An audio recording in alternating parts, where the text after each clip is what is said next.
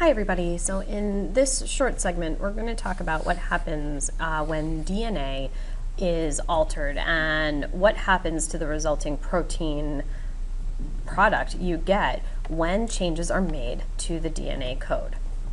So we'll look at the effects mutations have on protein synthesis. First off, when you have a change to the actual genetic code, you're going to ultimately get a change in protein structure most times, because that makes sense, right?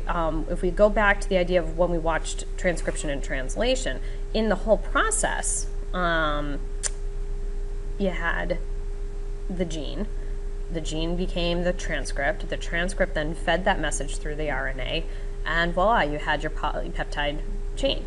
So if I alter the DNA, that could alter the transcript, which then could alter the actual outcome that I have. So that's a mutation by definition, an actual change to the genetic code. Now, most mutations are deleterious, okay, which means they're not good, okay? They usually cause bad things to happen. Because as we know, you change a protein's primary structure, you could change its shape, which then changes its function. And if we're talking about important enzymes, if we're talking about key proteins, that could be a really big deal.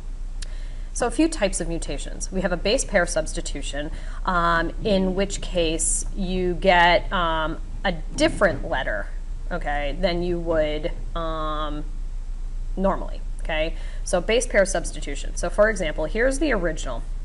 If we get a base pair substitution, notice here that on the gene, it's a T. Well, the substitution piece is that instead of a T, I have an A. Okay. Now, when that actually gets transcribed into the codon, that codon, okay, then codes for valine instead of glutamate. Okay, and this is one of the things that happens in sickle cell anemia. We can also have a second type, which is an insertion or a deletion frame shift. So instead of just replacing the base, which doesn't alter anything on either side of it as far as the actual code, any of the other ones, it only alters that one amino acid. An insertion, like actually adding in a base or removing one out, totally shifts your threes. So instead of reading it, AAC, if I were to take that A out, okay, that first A, so if I were to have AAC, right, let's put it over here. So AAC, let's say, and let's say the next one was a T after it. Well, if this gets removed, instead of my codon being AAC, now my codon is ACT, okay, which not for nothing, you'll actually code for a stop if you were to do that. So here's what a frame shift deletion looks like. So here's, again, that original, right?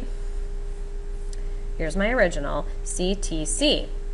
Well, I've removed, this T has been removed. So instead of going CTC, which codes for glutamate, now I get CCC, which then codes for glycine, and everything subsequently after that frame shift has now been changed. Okay, kind of a big deal. Then we have things that are called transposable elements. So let me show you what I mean by that. Here, regions, like full-on pieces, right, actually spontaneously move to a totally new location. All right, and guess what we call those? We call those transposons. I think you guys have heard those before, or AKA jumping genes.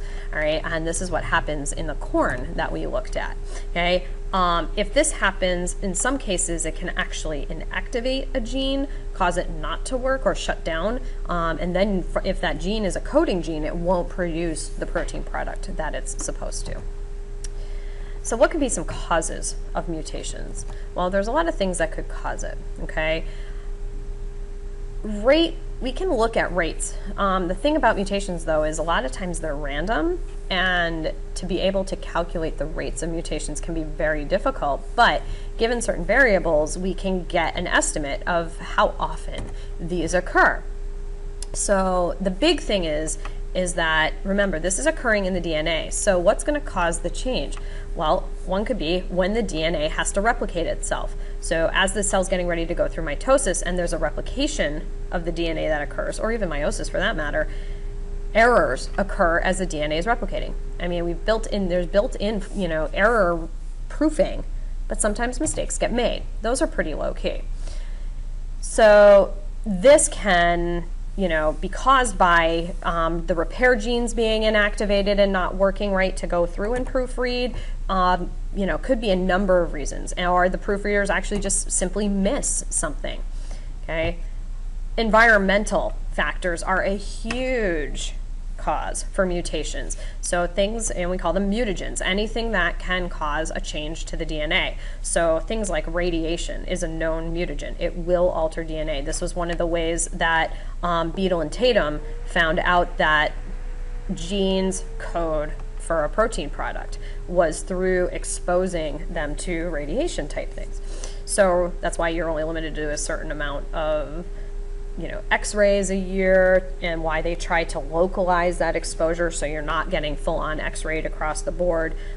Exposure to radiation and things like that were was one of the things that led to the cancer that Rosalind Franklin got. Chemicals are also a huge factor in causing mutations. So you've got different environmental chemicals in what we eat, if you smoke, all these things that can cause actual mutations to occur. Now there's differences. If I have a mutation occur in one of my somatic cells versus an actual germ cell, obviously the outcome can be very different. In a somatic cell, I might have that one cell get exposed, but the rest of my 10 trillion cells might be okay. All right, so maybe it's not the biggest deal if one of my somatic cells. Now, if it's a germ cell, though, that's been exposed, every resulting cell after that for the organism is going to have that mistake. Okay, so the consequences are different depending on what it is. So just a couple things, and this is actually what I'm looking at here, is a shift that occurs for sickle cell anemia. Okay, and it's not the full-on protein being changed, but simply a single amino acid shift that occurs, and that's what causes the misshapen hemoglobin, the inability for it to attach to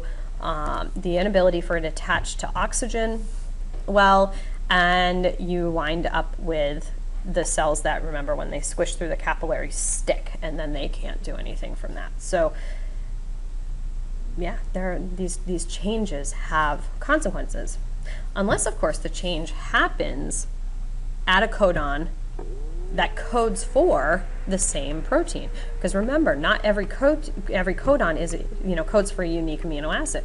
We have some that actually code for multiple, have multiple codons coding for that same amino acid. So if the change occurs there, the resulting protein will be the same because you coded for the same amino acid anyway.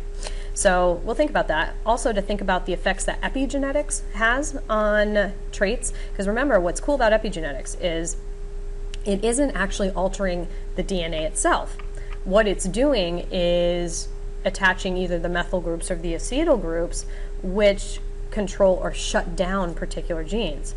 So those environmental factors alter the expression of genes, but they're not actually changing the genes themselves.